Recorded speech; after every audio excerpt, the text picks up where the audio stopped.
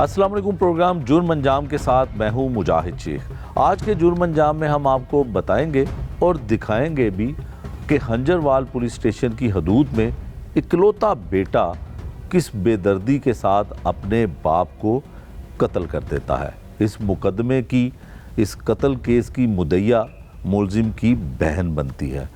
Police की investigation क्या कहती है और ये कत्ल होता क्यों है, ये सब कुछ आपको दिखाते हैं आज के इस प्रोग्राम में। बताया तो है कि बस अब्बू बोले हैं, इसने सिलेंडर मार मार के अब्बू को मार दिया। आके मुझे बता रहा है कि मैंने अपने वालिद साहब को कत्ल कर दिया, मैंने आज उसका खात्मा कर दिया। खून खून खून, ऐसे तो बड़ी ईद पे बकरा नहीं ज़िबा होता जिस दरिंदे ने अपने बाप को जिस बेदर्दी से मारा, जिसने गैस का बड़ा हुआ सिलेंडर उनके दिमाग पे मारा इस जगह पे। फिर इसका चेक करें, खुद हमें घर बताने के लिए आ रहा है कि मैंने मारा। हंजरवाल पुलिस स्टेशन की हदूद में इंतहाई एक अफसोसनाक वाक़या पेश आता है जिसमें बेटा अपने बाप को कत्ल कर देता है।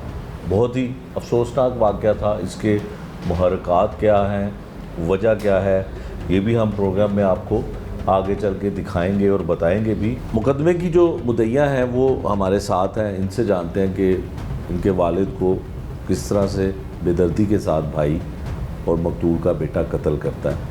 बहन बताइएगा क्या हुआ था। भाई ये आवारा भी है और जुआ भी खेलता है। अब्बू इसे बोले हैं, इसलिए अब्बू को सिलेंडर मार मार के मार दिया। अच्छा ये बताएं कि भाई आपसे छोटा है? हाँ जी, भाई छोटा है। क्या करता था, इसका कोई काम? काम कुछ भी नहीं भाई करता, कुछ भी नहीं, आवारा है और जुआ खेलता है। मंशियात का भी इस्तेमाल करता है? हाँ जी।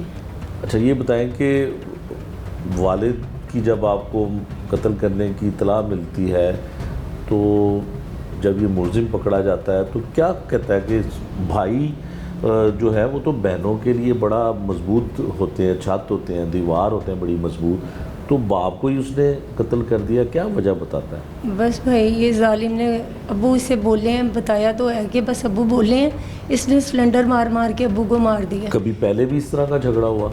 भाई नहीं, आगे इतना नहीं होता था जितना ये इस बार हुआ, इसने मार ही दिया अब्बू को। कितने भाई हैं आप? भाई एक ही भाई है। एक ही भाई है? हाँ जी। अच्छा, इसमें जो मुकदमे की मुद्दइया है वो मकतूल की बेटी है और मुलजिम जो है वो इनका भाई है। यकीनन इस वक्त इनके जज्बात कुछ और हैं और ये साहबजादा है मुकदमे की जो मुद्दइया है इनका। भाई आप अपना नाम बताइएगा। मेरा नाम मोहम्मद अहमद है। मोहम्मद अहमद है। अहमद भाई ये बताइएगा कि नाना थे आपके? जी, मेरे नाना अबू थे, वो महकमे औकाफ में मुलाजिम थे। अभी पीछे वो रिटायर हुए थे तो उनको पेंशन भी आ रही थी। ठीक है, ये बेदर्द आदमी ने, ये दरिंदे ने उस दिन मेरे नाना अबू के साथ कोई 12 साढ़े 12 के करीब इसका झगड़ा हुआ है। ये हमें बताने के लिए सोसाइटी आता है, हमारी रैश गाजी रोड पे, हमें वहाँ पे बताने के लिए आता है कि मैंने अपने बाप को कत्ल कर दिया। मैं नमाज़ पढ़ने के लिए, जोहर का टाइम था, 1:30 बजे का, मैं जाने लगा तो मुझे यकीन नहीं हुआ। तो कहता अब मैंने मार दिया, अब आप जाके सारा। फ़ोन पे बताता है? नहीं, घर आके बताता है। आके मुझे बता रहा ठीक है कि मैंने अपने वालिद साहब को कत्ल कर दिया, अब आप चले जाओ, मैंने आज उसका खात्मा कर दिया। मुझे यकीन नहीं हुआ, यकीनन वालदा को भी नहीं हुआ। हमने कहा शायद ज़ख्मी किया हो या मारा हो या कुछ किया हो, हम जाके देखते हैं। जब हम आगे जाके देखते हैं तो सारी पुलिस वगैरह सब कुछ, सारे फ्रांसिक वाले, सारे तमाम अदारे वहाँ पे पहुँचे होते हैं। जब अंदर जाके देखते तो खून ही खून, खून ही खून, ऐसे तो बड़ी ईद पे बकरा नहीं ज़िबा होता जिस दरिंदे ने अपने बाप को जिस बेदर्दी से मारा। केला था, वो सरकारी मुलाजिम भी थे, सब कुछ इसके लिए ही था। ये आवारागर्दी करता था, ठीक है, जुआ खेलता था, मतलब कुछ भी नहीं था। ठीक है, फारिग था। बुराइयाँ जो थी, तमाम बुराइयाँ जो इसके अंदर पाई जाती थी। ठीक है। उससे पहले ये नशा भी करता था, पाउडर भी पीता था, आइस भी था।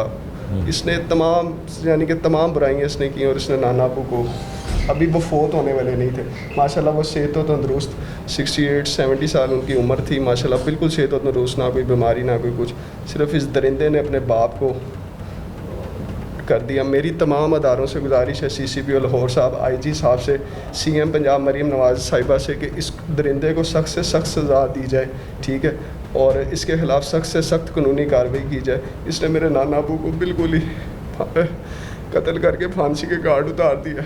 अभी 2 दिन पहले उनसे मेरी बात हो रही थी, कहते मेरी 2 माह बाद कमेटी निकलनी है तो इसको मैं काम करवा के दूंगा, लेकिन क्या पता था काम करवा के देना नहीं, उससे पहले इस दरिंदे ने सिलेंडर से मार देना है। हाँ बिल्कुल अहमद, नाना के साथ बहुत प्यार था। जी, नाना अब्बू के साथ फ्रेंडशिप भी थी, सब कुछ था। मैं तो उनको अब्बू करके बुलाता था। ठीक है, और वो भी मेरे से बहुत ज़्यादा प्यार करते थे। कहीं पे भी जाना, औकाफ में जाना, कहीं पे भी जाना, दाता साहब का उर्स होना, हर जगह पे वो साथ लेके जाते थे। मेरी तो फ्रेंडशिप थी उनसे।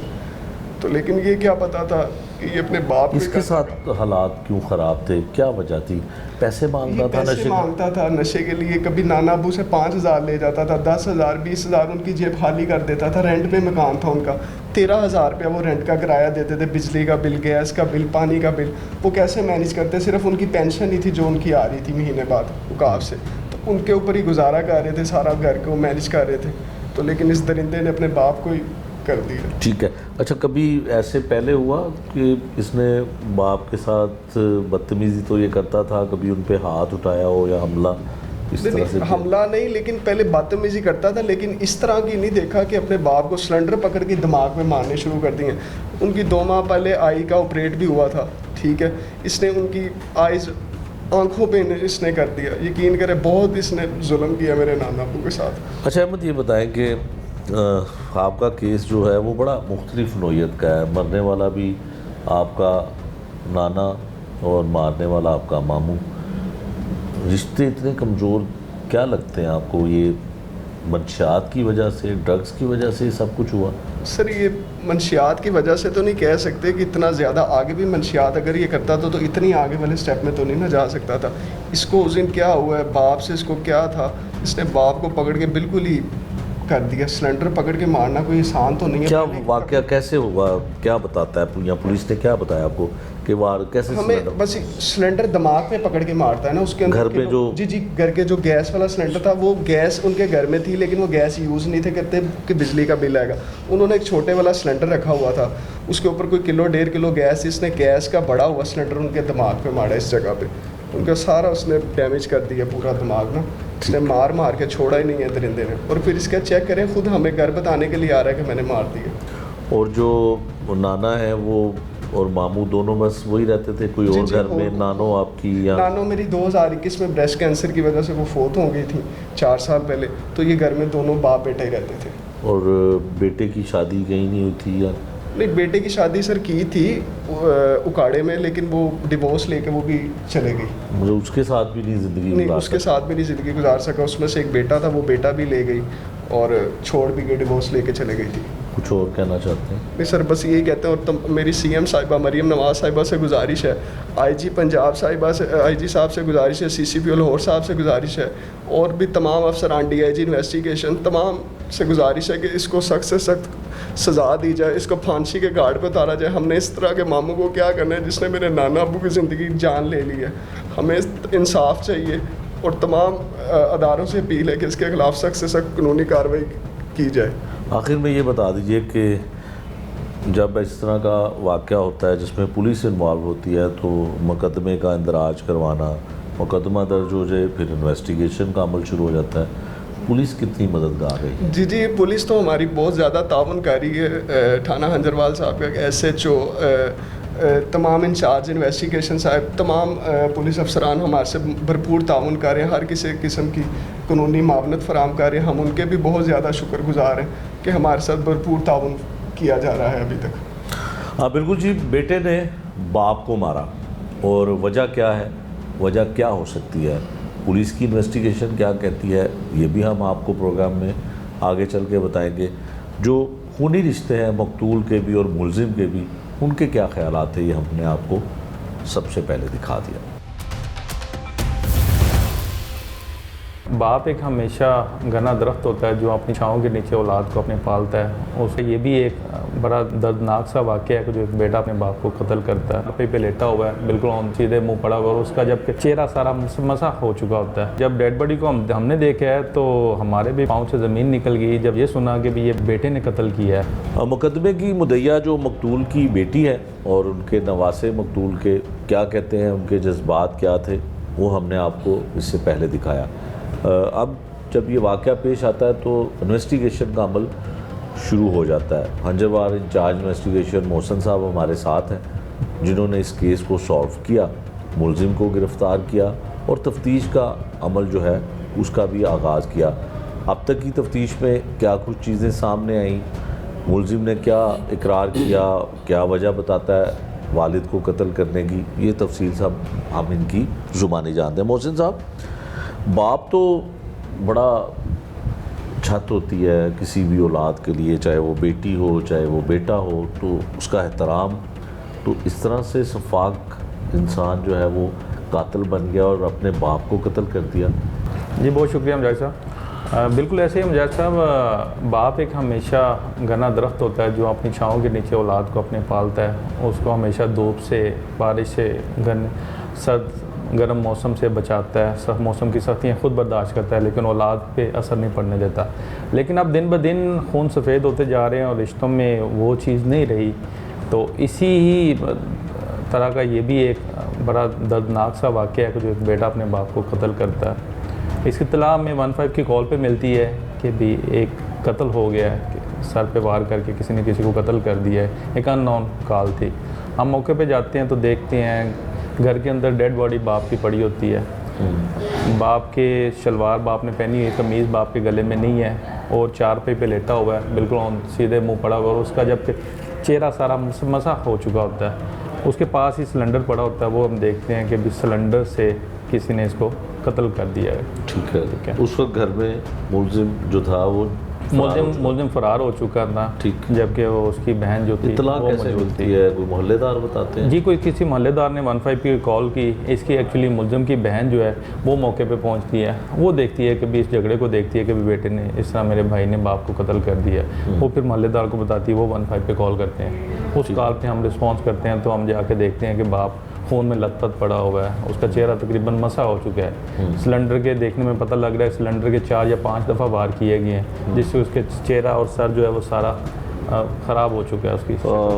मकतूल की डेड बॉडी को देख के ये एहसास तो नहीं होता होगा कि मारने वाला जो कातिल है वो बेटा होगा? जी बिल्कुल ऐसे ही है। जब डेड बॉडी को हमने देखा है तो हमारे भी पाँव से ज़मीन निकल गई जब ये सुना कि भी ये बेटे ने कत्ल किया है, क्योंकि इतना दर्दनाक कत्ल था कि रूटीन में ऐसे मैंने नहीं देखा ऐसे इंसिडेंट, जितना ये सख्ती से और सख्त दिल के साथ ये कत्ल किया गया। ठीक है। अच्छा मोहसिन साहब, जब इस तरह से 15 की कॉल आती है कि कत्ल की वारदात हो गई, ऑपरेशन पुलिस की तो ज़ाहिर है फर्स्ट रिस्पॉन्ड करना होता है, इन्वेस्टिगेशन भी जाए वकुआ पे जाते हैं लोग, ऑफिसर जाते हैं। तो जब आप वहाँ पे पहुँचते हैं तो बच्ची जो थी, जो मकतूल की बेटी थी, उसको तो पता था कि बाप को उसने किसी और ने नहीं मारा। तो फिर ये स्टार्ट तफ्तीश कहाँ से होती है?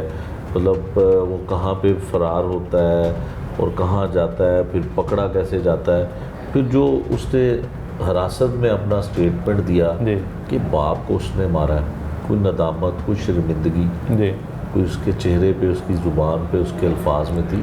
जी मैं अर्ज़ करता हूँ, ये जब भी 15 की कॉल होती है सबसे पहले ऑपरेशन और इन्वेस्टिगेशन सेम रिस्पांस करती है। ठीक है। दोनों ही डिपार्टमेंट्स, दोनों विंग सेम रिस्पांस करते हैं उसी 15 की कॉल पे। उधर ऑपरेशन का स्टाफ भी SHO और उधर इंचार्ज इन्वेस्टिगेशन ऐसी ही इस कॉल पे फ़ौरन दोनों ही रिस्पॉन्स करते हैं। ठीक है। जब मुदैया मुलाकी होती है वो बताती है कि इस तरह मेरे ये भाई ने कत्ल किया है और कत्ल करके अब वो फ़रार हो गया, तो सबसे पहले तो लाश को फॉरेंसिक करवाया जाता है, क्राइम सीन यूनिट टीम बुलाई जाती है, PFSA की टीम बुलाई जाती है। वो शवाहिद जो हैं वो मौके को क्राइम सीन यूनिट को सेव करके शवाहिद अपने कब्ज़े में लेते हैं, पार्सल वगैरह। फिर डेड बॉडी को हम शिफ्ट करवा देते हैं पोस्टमार्टम के लिए डेड हाउस। उसके बाद उधर उसका पोस्टमार्टम होता है और साथ एक टीम हम लगा देते हैं मुलज़िम को ट्रेस करने के लिए। पता चलता है कि मुलज़िम फ़रार हो गया, फिर सरेदस्त FIR हो जाती है। FIR के बाद पोस्टमार्टम होता है, फिर उसकी तदफीन करवाने के बाद हम दूसरी तरफ मुलज़िम को ट्रेस कर रहे होते हैं। ठीक 1 दिन बाद हम मुलज़िम को ट्रेस करके इन्फॉर्मेशन हमें मिलती है मुलज़िम छुपा है एक जगह पे, तो उसको हम गिरफ़्तार कर लेते हैं। इन्वेस्टिगेशन विंग उसको गिरफ़्तार कर लेता है। जब पकड़ते हैं तो उसने एक्सेप्ट कर लेता है मुलज़िम कि मैंने अपने बाप को कत्ल किया है। और जब उससे वजह पूछी जाती है कि वजह नाद क्या है, क्यों कत्ल किया अपने बाप को, तो कोई ऐसी ख़ास रीज़न नहीं समझ आती कि जिस वजह से कत्ल करे, सिवाय ये कि वो बुरी सोबत का शिकार है, वो नशा भी करता है, बाप से पैसे मांगता है। लेकिन बाप उसका क्योंकि रिटायर्ड मुलाजम था, हालात के कुछ ऐसे मामला थे कि बाप उससे डांट डपट ज़रूर करता था। ठीक है। डांट डपट के ही गुस्से में आके यही बताया उसने कि उस दिन भी मेरे साथ मेरे बाप ने मुझे डांटा है, मुझे बड़ी गाली गलौज की है। तो मैंने गुस्से में आके एक दफ़ा सिलेंडर उसके सर पे मार दिया बाप के, वो दोबारा फिर 2-3 दफ़ा वही सिलेंडर के वार करके बाप को हमेशा के लिए ख़त्म कर दिया ठीक ताकि है। ये किस्सा ख़त्म हो। अच्छा मोहसिन साहब, मुलजिम जब हिरासत में होता है तो आसानी से मान जाता है कि मैंने बाप को कत्ल किया है, या उसको कोई जो पुलिस की तफ्तीश होती है उसमें जो है वो तस्लीम करता है कि जितनी आसानी से उसने कत्ल किया उतनी ही आसानी से उसने तस्लीम कर लिया? इसमें मुझे साहब बाज़ ऐसे इंसिडेंट होते हैं जहाँ पे तफ्तीश में वो नहीं मानते, इतनी आसानी से नहीं मानते जब तक हम एविडेंस उसके सामने क्रिएट ना कर दें।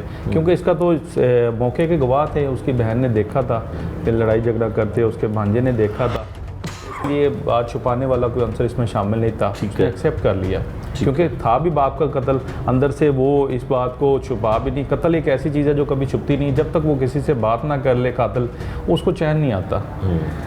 तो जो मुलजिम है थोड़ी इसकी बैकग्राउंड बताइए।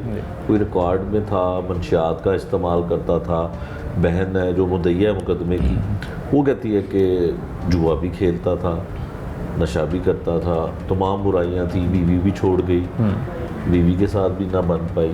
जी बिल्कुल ऐसे ही है। उसकी कुछ कंपनी, उसकी सोबत ऐसी ही थी कि 6 साल पहले की उसकी बीवी को तलाक उसने दे चुका है, जबकि उसका एक 12 साल का बेटा है, वो भी माँ के पास ही है, जबकि बेटा बड़ा है वो बाप के पास आना या होना चाहिए, लेकिन वो भी माँ के साथ रह रहा है। बीवी के साथ भी नहीं बन पाई तो 6 साल कबल उसको तलाक दे के ये भी अकेला, इसकी वालदा पहले फौत हो चुकी हैं 2021 में, और ये बाप और ये बेटा, ये दोनों इस घर में किराए के पोर्शन में अकेले रह रहे थे। ठीक है, तो रिकॉर्ड में कुछ है, कभी पकड़ा गया हो छोटे मोटे जुर्मों में?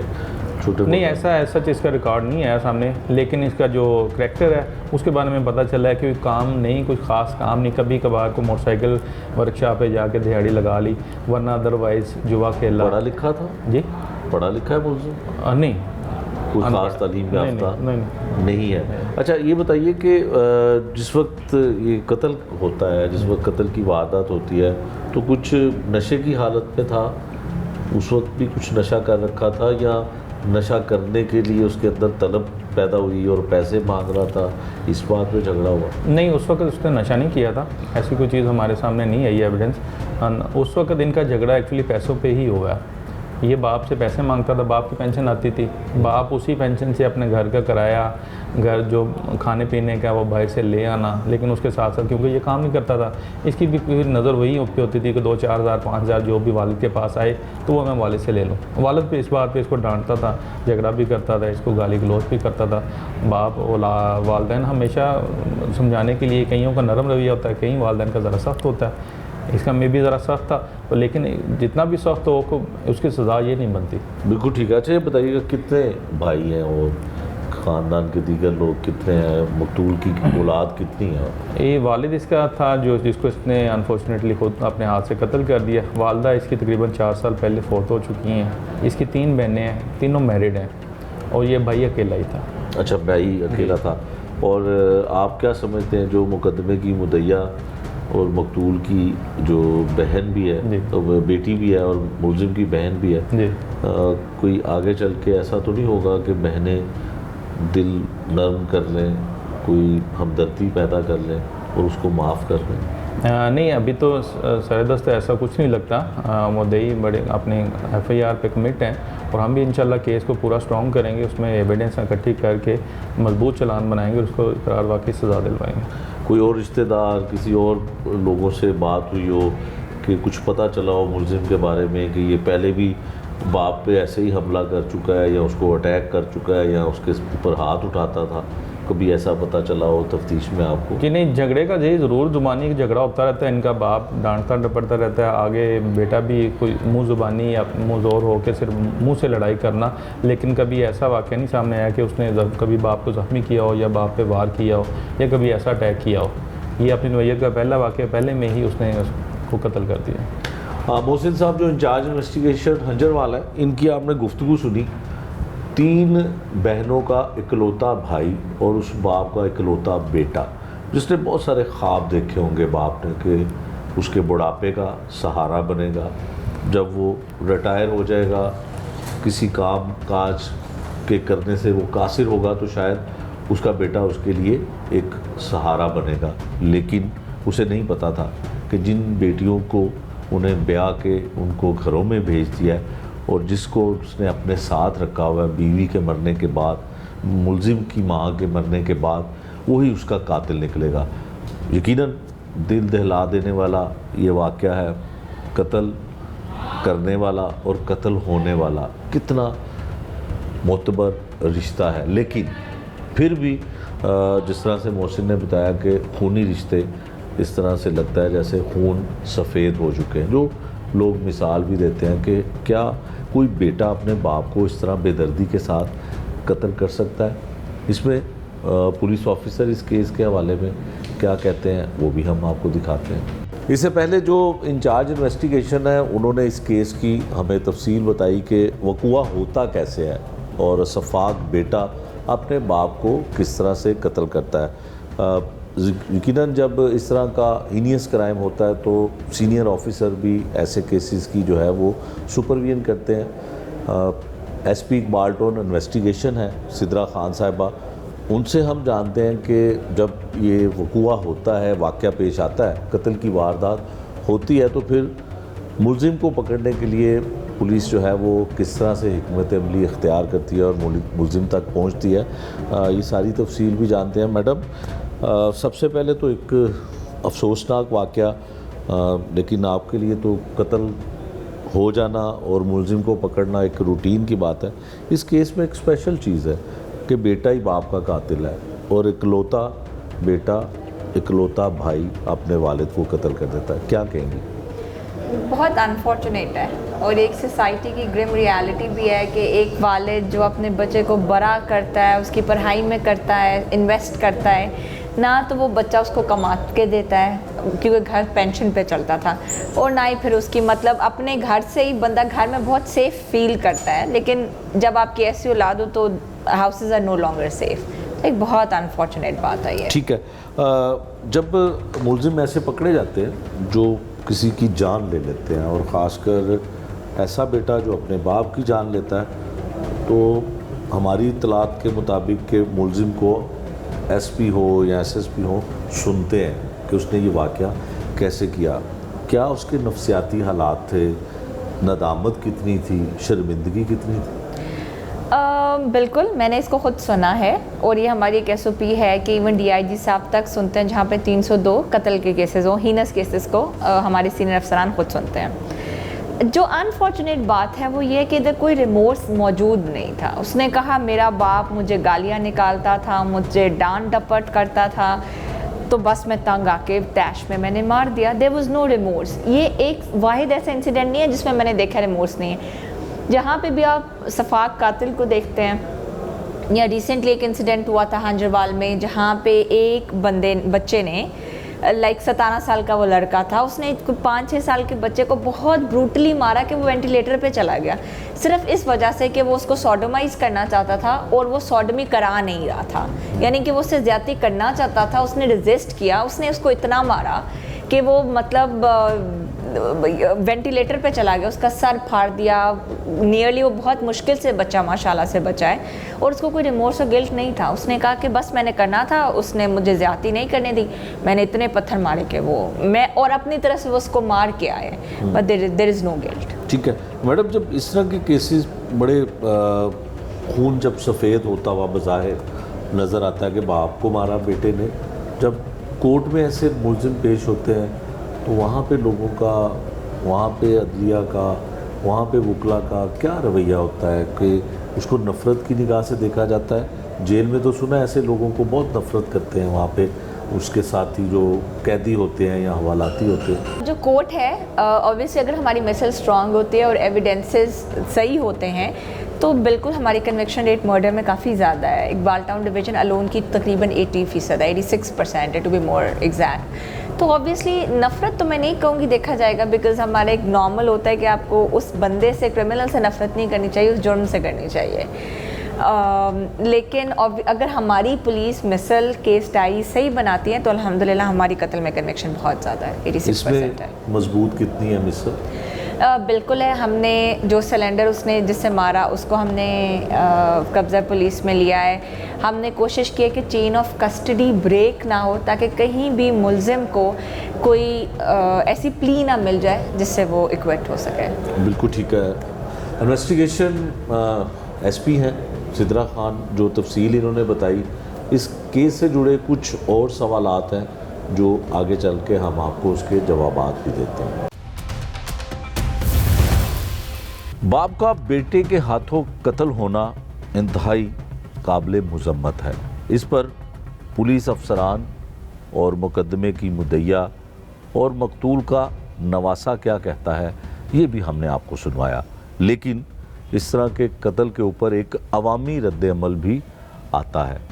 आवाम यानी कि पब्लिक की ऐसे कत्ल के बारे में क्या राय है और ऐसे बेटे को, नाखलफ बेटे को क्या सज़ा मिलनी चाहिए, ये हम आपको अवामी राय की ज़ुबानी सुनवाते हैं।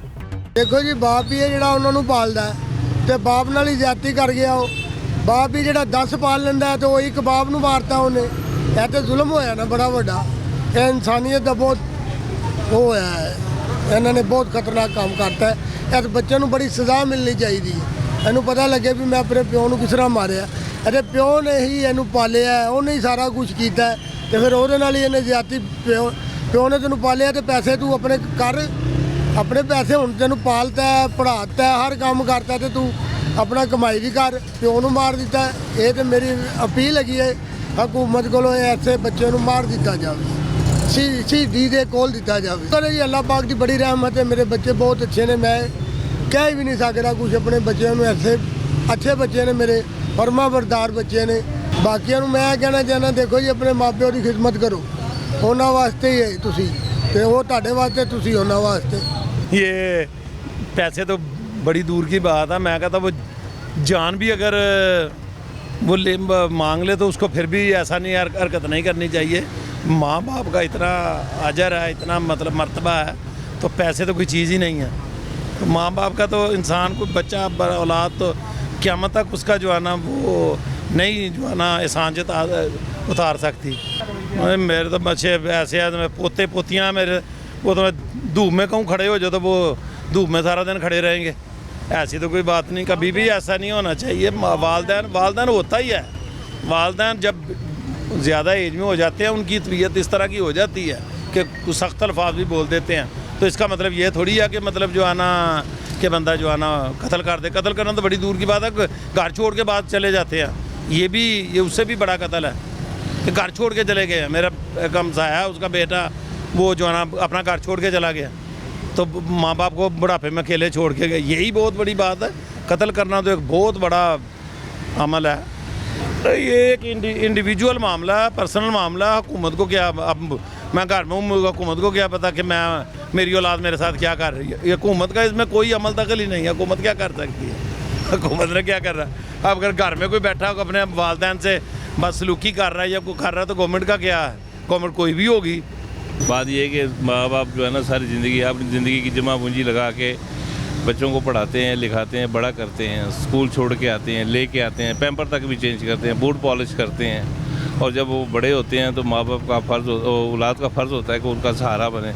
लेकिन अफसोस की बात ये है, जो माशरा हमारा ख़ास तौर पे जो मोबाइल का माशरा है या ये फी ज़माना जो दुनिया है, लोगों की जो बातें हैं, उससे माँ बाप को अक्सर हमने भी देखा है कि लोगों को जो अब औलाद बीवी आती हैं वो अक्सर कहती है जी इसको निकाल दें, ये एक बेकार चीज़ पड़ी हुई है, ठीक है ना, इसने पालन नहीं। लेकिन इसको ये नहीं पता कि बाप का एक साया है, जब घर से वो चला जाता है तो उसके साथ इस घर से बरकत भी चली जाती है। फिर वो बच्चे रोते, जब वो खुद बाप बनता है फिर उसको एहसास होता है कि मेरा बाप मुझे ठीक कहता था। मेरे ख्याल में जिन्होंने भी ये काम किया है वो माशरे के लिए वो एक बदनमा दाग है। देखिए बाज़ुनी, मेरा भी एक बेटा है अल्हम्दुलिल्लाह। मेरा बेटा भी ऐसे ही है, दुनियादार बच्चा है, ठीक है। वो तकरीबन 60-70 का है, ठीक है ना। बात ये है कि कोई भी बच्चा जो ना, आपको बता देता हूँ कि फ़ी ज़माना ये जो माशरा है, ये जो मोबाइल का है, ये से कोई भी बच्चा महफूज नहीं है। ये गारंटी की बात है, आप मुझसे किसी कागज़ पे लिखवा लें। ये जो जनरेशन है ना, जो बच्चों की अब आएगी, ये अपने माँ बाप की कभी इज़्ज़त नहीं करेगी। हाँ, अगर माँ बाप ने उसको रिज़्क़ हलाल खिलाया है, उसको बताया कि बेटे मैं गरीब आदमी हूँ, 2 नंबरी नहीं की तो शायद वो अपने माँ बाप को अपने साथ रखे। तो अदरवाइज़ ये है कि ये जो माशरा है ना, ये माँ बाप को बाहर निकालने वाला ही है, जिससे माँ बाप बच्चे के लिए रोते ही रहेंगे। कहते हैं ना कि जिसके पास औलाद है वो भी खुश है, जिसके पास औलाद नहीं है वो भी खुश नहीं है, ठीक है ना। ये अल्लाह के एक निज़ाम बनाया हुआ है। अब सबसे बड़ी बात है, देखे ना, माँ बाप मरते हैं, औलाद कब्रिस्तान भी नहीं जाती उसको बख्शने के लिए, उसके लिए दुआ करने की, जबकि वो सहारा है उसका कि ये जो करेगा उसको वहाँ मिलना है। बाकी ये मेरी यही गुजारिश है आप सब बहन भाइयों से, आपके तवसल से, कि आपने माँ बाप की इज़्ज़त करनी चाहिए। माँ बाप से बड़ा कोई साया नहीं। मेरा ख्याल है कि अगर तो ये जो वाक़या आपने बताया अगर इस तरह हुआ तो ये बहरहाल एक ज़ालमाना फेल है। बच्चे को बहरहाल अपने कंट्रोल में रहना चाहिए। लेकिन मसला ये हुआ है कि हमारी जो अब की जनरेशन है ना, ये जो अब बड़ी हो रही है, ये मोबाइल वाली जनरेशन जो ख़ास तौर पे मोबाइल देख देख के वो और इस तरह की गेम्स खेल खेल के ना बच्चे ना वो ज़मीन, आप समझ लें कि वो ख्यालों की दुनिया में रहना शुरू हो गए हैं। इसलिए ना वो वालिदैन की जो पहले मोहब्बत और वो जो एहतराम था वो नहीं है। हमारे ज़माने में वाले साहब घर आते थे ना तो ऐसे घर में सुनाटा छा जाना, एक डर था, एक रोब था। अब वाले जो है ना, अब हम लोगों में एक गलती आई है कि हम लोग ना बच्चों के साथ वो दोस्ताना माहौल के चक्करों में ना बहरहाल कुछ ख़राबी कर रहे हैं कहीं पे कि वो बच्चे उस तरह एहतराम नहीं कर रहे जिस तरह हम अपने वालिदैन का करते थे।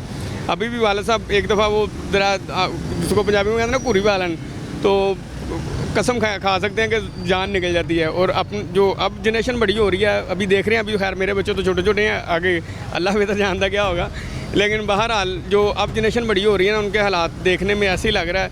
अक्सर देखने में आ रहा होता है, सुनने में आ रहा होता है कि वो बच्चे खेलता था तो एडिक्टेड था तो उसने अपने घर वाले कत्ल कर दिए हैं। वो अब वो होता ही है कि बच्चा ना मेंटली उसी से सीख रहा है, मोबाइल से सीख रहा है।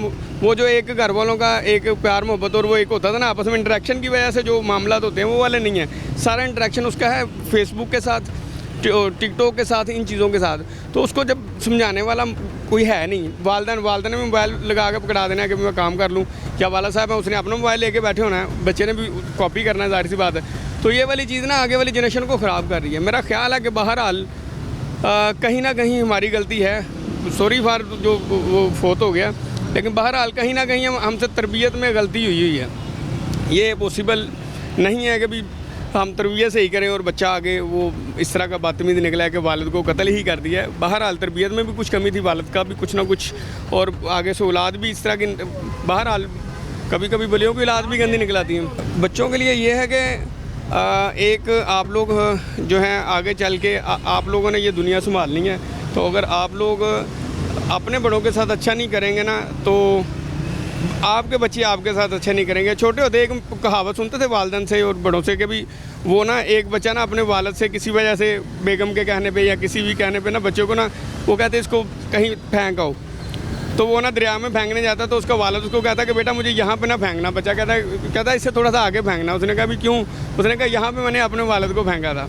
तो थी तो ये एक हकायत, लेकिन समझाने की बात ये है कि अगर आप अपने वालिदैन के साथ बुरा सलूक करेंगे तो उससे आगे जो है ना आपके बच्चे आपसे उससे बुरा सलूक करेंगे।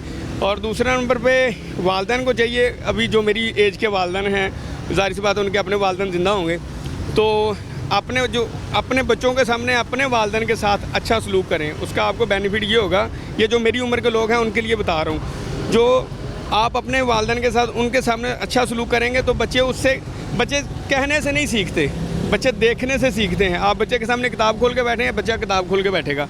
आप बच्चे के सामने अपने वालिदैन के पाँव दबाएं, आपका बच्चा आपके पाँव दबाएगा। मेरा छोटा बेटा है, वो मुझे मेरे बूट वगैरह पहनाता है, जब मैंने निकलना होता है घर से मेरी जुराबें मुझे पहनाता है, मेरे बूट मुझे पहनाता है।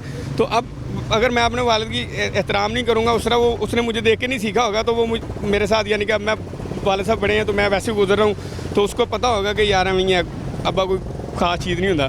और अगर हम उसको एहसास दिलाएंगे कि नहीं ये सबसे अहम घर का थंब है, ये घर का अहम सतून है, तो मेरा ख्याल है वो अपने बच्चों को बताएगा कि बेटा ये जो आप मेरे वालिद साहब हैं ये आपके लिए। और ऐसे एक नस्ल दर नस्ल पैगाम चलता है, और ये हम बाई एक्शन बताते हैं, ये बाई वर्ड्स नहीं बच्चा सीखता। आप अपने वालिदैन की खिदमत करें, बच्चा आपकी खिदमत करेगा, ऐसे एक सिलसिला चलता जाएगा। और जो आपके बच्चे बड़े हो रहे हैं, आपकी बड़ी मेहरबानी है, खुदा का वास्ता है, आपके वालिदैन आप लोगों से तंग हैं। ये देखें आप ये जो वाक़या हुआ कि बच्चे ने मार मार के सिलेंडर अपने वालिद को, अब बाप को मार दिया यार, एक ये तो क़यामत की निशानियों में से एक निशानी बनती है कि बाप को मार दे कोई यार। बाप के सामने कुरान पाक में है कि आप वालदा या वालिद दोनों में से कोई एक आपके पास या दोनों अगर आपके पास आते हैं बुढ़ापे की हालत में, तो आपने उसको उफ़ नहीं कहना। उफ़ का मतलब है कि वो आपको कोई, यानी कि आपने बदतमीज़ी तो बड़ी दूर की बात है ना, उफ़ नहीं कहना, गलत हो रहा है तब भी आपने सर झुका लेना है। मेरे वाले साहब कभी कभी हमें होता है कि हमें नज़र आ रहा होता है कि वो नुकसान हो जाएगा ये जो कह रहे हैं ना इसमें, लेकिन बहरहाल बड़े भाई वगैरह जो हैं वो हम कहते हैं कि नहीं यार पैसों का नुकसान जो है ना, अगर हम इनके साथ इस तरह करेंगे तो हमारे बच्चे जो है ना वो आगे। तो तरबियत का ये एक अहम हिस्सा है कि आप बाई एक्शन समझाएं बच्चों को, बाय वर्ड्स नहीं। आज के जुर्म अंजाम में हमने आपको आखिर में ये भी दिखाया कि जब नाखलफ औलाद अपने वालिदैन के साथ इस तरह का सलूक करती है, यानी कि बेटा ही बाप को कत्ल कर देता है, तो अवामी रद्द अमल क्या होता है। ये था आज का जुर्म अंजाम। नए प्रोग्राम तक के लिए मुझे दीजिए इजाज़त। अल्लाह निगहबान।